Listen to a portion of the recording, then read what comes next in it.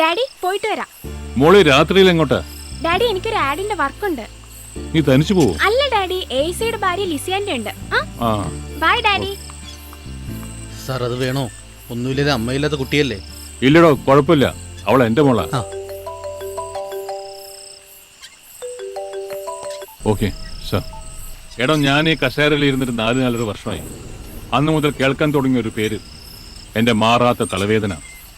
3 പ്രാവശ്യം കേരള പോലീസിന്റെ പിടിയിൽ നിന്നും നിഷ്പ്രയാസം രക്ഷപ്പെട്ടവൻ ദേവദേവ രാജഗൌഡ, എ ബാസ്റ്റൺ.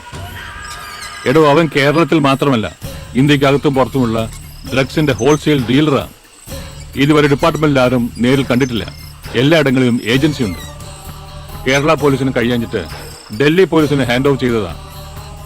ഇന്നലെ രാത്രി 12 മണിക്ക് അവന്റെ പഞ്ചാബിലുള്ള ഡീലർ സിക്കന്ദർ സിംഗുമായി ഏറ്റുമുട്ടി ഡൽഹി പോലീസിലെ 2 IPS ഓഫീസർമാർ കൊല്ലപ്പെട്ടു.